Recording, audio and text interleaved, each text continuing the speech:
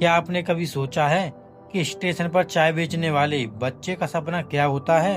आज मैं आपको एक ऐसे लड़के से मिलवाऊंगा जिसकी कहानी सुनकर आपको लगेगा मेहनत वाकई रंग लाती है। ये कहानी है रवि और उसकी माँ की। अगर तुम कभी पटना रेलवे स्टेशन गए हो तो शायद मेरी माँ की चाय पी होगी। वही बूढ़ी औरत जो ठंडी सुबह में ठेले के पास बैठकर बोलती थी, बेटा एक कप चाय ले लो, थकान उतर जाएगी।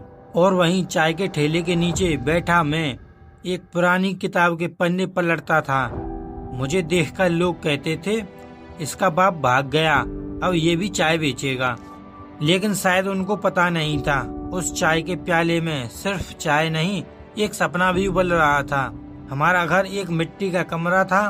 बारिश होती तो छत टपकती, गर्मी में दीवारें पसीजती, कभी खाना होता कभी नहीं।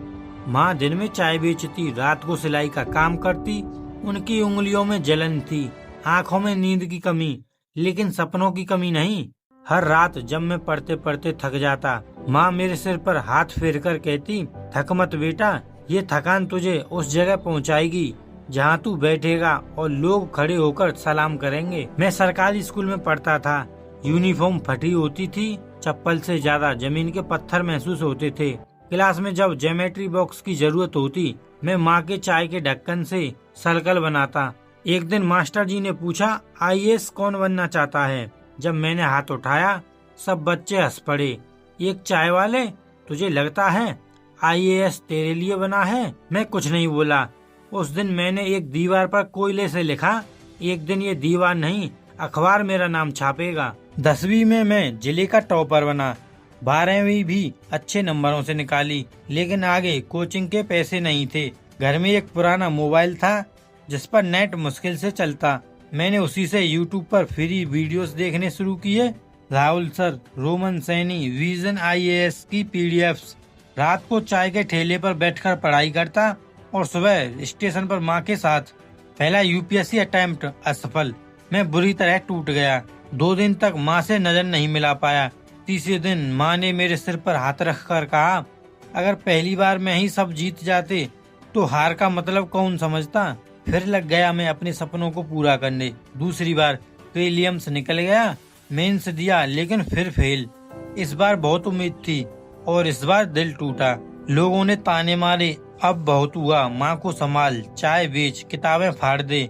मैंने किताबें नहीं फाड़ी, लेकिन खुद जरूर टूट गया था। माँ ने मुझे रात को पास बैठकर कहा, बेटा हार की वजह ये नहीं है कि तू कमजोर है, वजह ये है कि भगवान चाहता है जब तू जीते तो कहानी सुनाने लायक हो।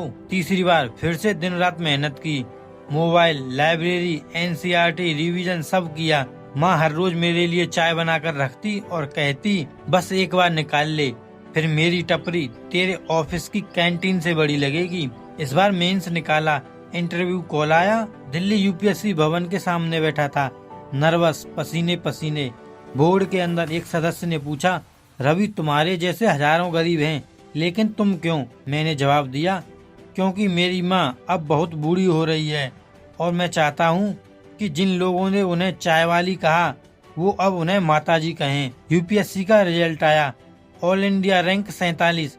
मैं सबसे पहले स्टेशन भागा। माँ वहीं टपरी पर थी। मैंने उनके पैर पकड़ लिए और कहा, अब तू चाय नहीं बेचेगी माँ, अब तेरे बेटे को देश सेवा करनी है।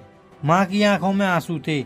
उन्होंने चूल्हे को देखा और बोली, इस चूल्हे ने मुझे जिंदा रखा, लेकिन अब यह बंद होगा, क्योंकि मेरा बेटा अब लोगों के लिए रोशनी जलाएगा।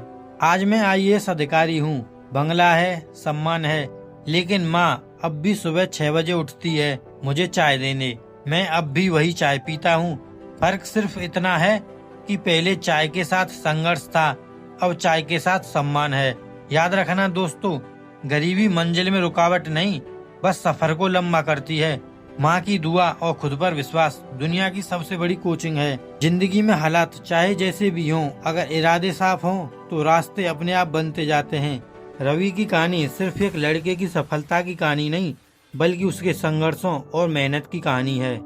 तो दोस्तों, ये थी एक चाय वाले के बेटे की कहानी, जिसने साबित किया कि मेहनत और माँ की दुआ से कोई भी मंजिल नामुमकिन नहीं होती। तो आप भी लगे रहो अपने सपनों को पूरा करने में।